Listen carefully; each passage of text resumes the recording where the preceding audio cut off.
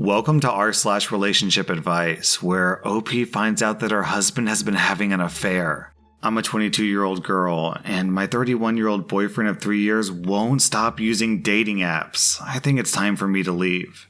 Since we met, my boyfriend has been on and off Tinder. I've been very clear that it hurts me, but he always defends it by saying that he just wants an ego boost.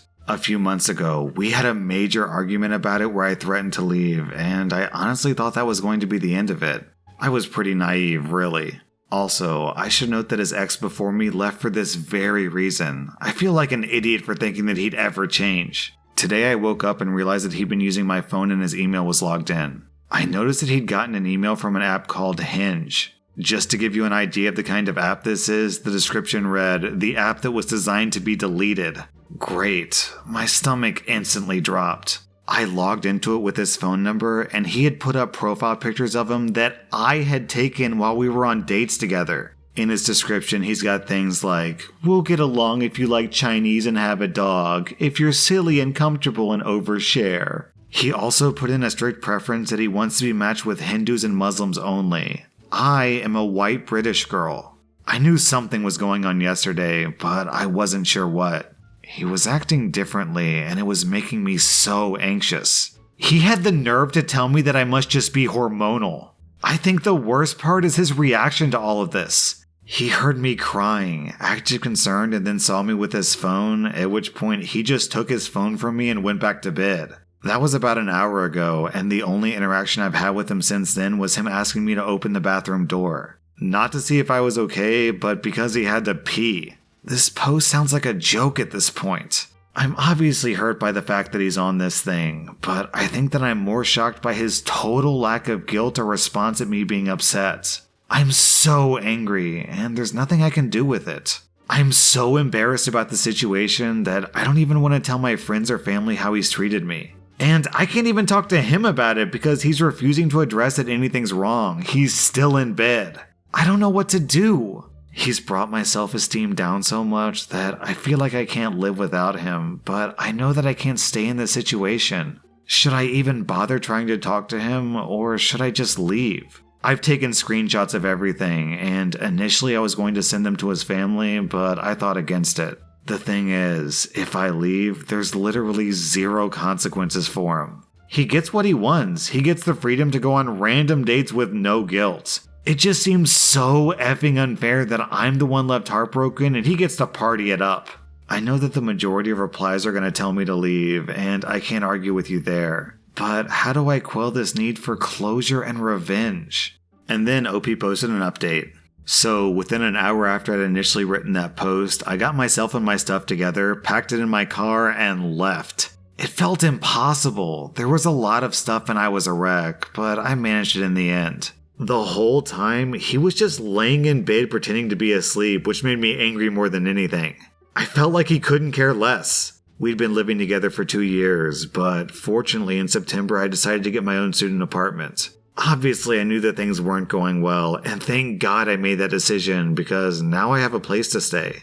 While I was sitting in my car in the driveway getting ready to leave, I got a text from him saying, "I'm not going to insult you by asking you to stay or to come back, but could you please leave the keys to the house?" I had already left them, but that last dig at me made me so mad and hurt. No apology, no goodbye, just leave the keys. I guess that's my closure.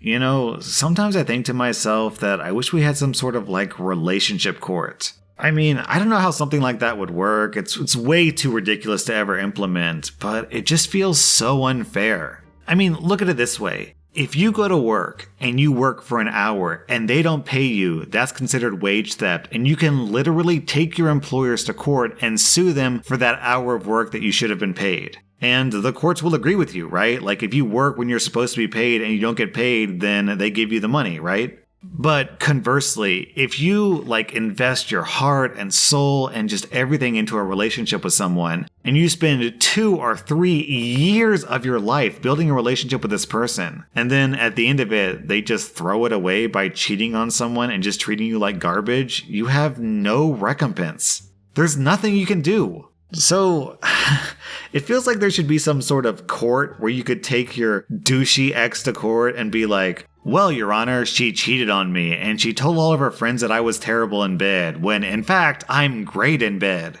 As a matter of fact, I'd like to call my first witness one of my exes who will testify that I was great in bed. And then a jury of your peers would be like, yeah, she was a total jerk and she deserves to be punished somehow. I mean, obviously it's ridiculous, like I said, this could never exist. It feels weird that of all the terrible things that you can't get away with, the one thing that you can be just an absolute scumbag in is relationships, and you can get away with anything, right? You can literally cheat on your boyfriend or girlfriend 100 times and there's zero consequences.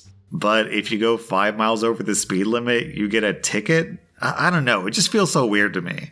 I'm a 26-year-old woman. How do I explain to my 29-year-old boyfriend that he's not exactly a catch? My partner and I have been dating for 3 years. We live separately but close by each other. His apartment is significantly smaller than mine because I have roommates. But his apartment is also so much grosser than mine that even though we get privacy, I hate being there. We've had many talks and tears about this, and things change for a few days, but then he goes right back to how he used to be. His reasoning is that he means to clean up, but he gets overwhelmed, and it's hard to keep up with. He can't explain himself much either. He thinks he's lazy and beats himself up about it, and he gets depressed, and then he can't clean and the cycle continues. He refuses my help because he thinks that he should be able to do this on his own. But he can't. He literally can't. For the record, he has what I think to be undiagnosed ADHD and depression. He doesn't sweep up his cat litter, so the entire hallway is crunchy. I don't think he even owns a mop. I only just got him into regularly taking out the garbage. He leaves his dishes crusted for days or weeks depending on how often he uses them. When he does need to use something, it's only then that he'll clean it until the next time it needs to be used. Which means he has no clean dishes ever. His apartment building is infested and run down to begin with, which isn't his fault, but how he keeps his apartment attracts even more pests to his place. He constantly has a fly swatter at the ready to kill things crawling across the coffee table. He never throws out anything, even though his complex has a giant garbage and recycling center. That old Amazon box from summer, you have to climb over it to get inside his apartment. All of his clothes stay on the ground except for his work clothes. Those, he just shakes them off and puts them on. He doesn't wash his sheets until it gets to the point where I refuse to get in them. Then he washes the sheet, but doesn't think to wash the pillowcases, blankets, etc. Also, both of his sinks don't work. He presents a good front-facing image. He keeps himself clean, has a job, etc., so the wool was pulled over my eyes for a while. Now I have no excuses. I know exactly how unclean his lifestyle and environment really is, and it's such a turnoff. He knows that I refuse to move in or move further in our relationship until he gets this under control because I refuse to take on the emotional and physical toll of cleaning up after him, or doing the thinking for him and having to tell him exactly what to do and how to do it. I've been coming over less and less to the point of almost not coming over at all. He knows the reason why, and it hurts him, so he tries to be better, but there's been almost no significant changes. I look at work him versus home him, and I waffle back and forth on if he chooses to be this way, or if he has mental health issues. It was starting to affect his work before COVID locked everything down as well, so now the divide is blurring. I'll spare you the "he's so awesome, our relationship is great" spiel because it's hard to justify how good everything is against how gross his apartment is. It's baffling. I've asked him to look around and name things to clean, and he just doesn't see the levels of the problem. Like, okay, he sees that he has to take out the garbage, but he doesn't see that the liquid spill coming out of the garbage needs to be wiped up and disinfected. It's so confusing. How the F did it come to this? OP, I think I agree with you. It sounds like your boyfriend has some kind of mental health issue that he's kind of struggling with. So at this point, I guess you kind of have to ask yourself, is he worth the effort of trying to go through this together with him? Because it sounds like he needs therapy or just some kind of professional help. Alternatively, if you move in with him, it sounds like you're going to be living in a pigsty nonstop unless you do all the cleaning. My husband confessed that he's been having an emotional affair, and it's breaking me. I've been married to my husband for 9 years and we have a son together. Last week, he confessed to me that he thinks that he started an emotional affair with a coworker of his. He said that this has been going on for a few months and that he didn't feel guilty. He said that he never touched her romantically, but he had feelings for both of us. He said he would of course choose me over any woman, but still, I've been hurting since I found this out, and I don't know what to do. This other girl's in her mid-20s, she doesn't have any kids. She's so pretty, and she has a piece of his heart. I don't know what I've been doing wrong for him to catch feelings for another woman. This is devastating to me. Honestly, I would prefer it if he had just passionately hugged her and had no feelings for her whatsoever. That would be easier. I don't know how I can get past this. We have a family that I don't want to break up, and I still love him. And he says that he's ending everything with her, but now I feel broken. I don't know if I can trust him again. I don't know what to do. And then OP adds in a clarification. My husband said that he didn't feel guilty because it was an accident, and he didn't intend for anything to go as far as it did. There were a lot of messages exchanged between them, and he said they went on 2 dates. He also said they sexted and shared nudes, but there wasn't anything physical. He said that he'd end the affair, but right now we can't afford for him to quit the job. He said that he was going to stop seeing her outside of work and said that he's already blocked her on everything. OP, let's be clear about this. Sexting, sharing nudes, and going on dates isn't an emotional affair. It's an affair. Man, it's crazy though. How'd this guy sext a girl and send her nudes by accident? He must have really clumsy fingers. Man, that happened to me once. I was just like walking down the road, I dropped my phone, and bam! I sent a bunch of dick pics to teenage girls. Quick disclaimer, I am not sending dick pics to teenage girls. I'm just pointing out how stupid this sounds. OP, between him calling this an accident and him not feeling guilty, I can pretty much guarantee you that there's more to this story. Down in the comments, I saw someone using a phrase that I've never heard before, but I really like it in this instance. OP, I think that you're getting trickle-truthed. The reality of the situation is probably much worse, but he's giving you the PG version to see how you react to it.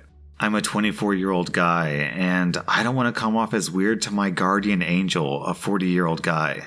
Most of my life after high school was just me skipping from job to job, either because of my inability to perform the job, laziness, or just plain rudeness on my part. This probably has a lot to do with a lack of a good relationship with my father. I struggled, even in childhood, to find anything that I'm passionate about. Often, when I try something new, I'll get really excited about it and then be done with it after a week or 2. This pattern has led to severe depression and terrible relationships in most parts of my life. I have a few friends who are close and supportive, but they're also keenly aware of how untrustworthy I am. Just because I change my mind about who I am and what I believe so often. About 1.5 years ago, I went to get my hair cut at a barbershop near my house. I had never met the barber and he had never met me, but he asked me a few questions and I grudgingly answered. He stopped cutting my hair, looked me in the eyes and said, "You just need to be a barber." I laughed and he reiterated, "No, I'm serious. There's a school right down the street. You need to be a barber." Flash forward 1.5 years, I've graduated barber school and I have a job cutting hair. I've never been more excited or passionate about anything in my life, aside from getting married. The process of getting to this point has been insanely difficult, but also extraordinarily fulfilling. I've never felt this way. It's like, no matter how much life sucks, I always have comfort in knowing that I'm on the road to becoming a better barber. To put it simply, this is the first time I've stuck with anything for more than 8 months, and I feel like I'm just scratching the surface.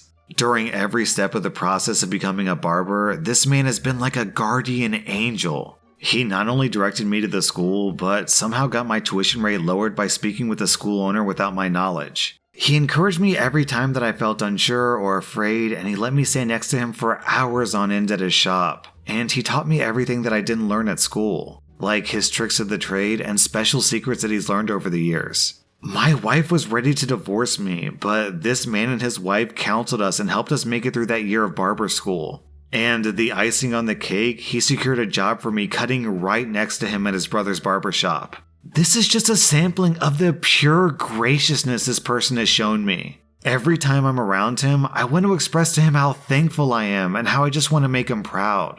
It's like he's the father that I never had. But for some reason, I'm afraid that he'll be put off if I thank him. I'm not sure what it is. I feel like I owe this man everything that I care about. If it weren't for him, I'd be working in McDonald's, single and probably suicidal. No hate for McDonald's workers, it's just not for me. I just want to show him that his grace hasn't been taken for granted. I want to make him proud. I know this is probably really lame for this sub, but it's so hard for me to wrap my head around how to repay him or to thank him without coming off as weird. He has a son of his own, and I don't want to make him uncomfortable by making him feel like I look at him as a father figure. I don't know if that's wrong or not. Any advice is welcome, please. OP, that's a super wholesome post, and I'm glad you found someone like that in your life. I think that if you want to show him your appreciation, just write him a letter. That'll give you plenty of time to think of the right words to say.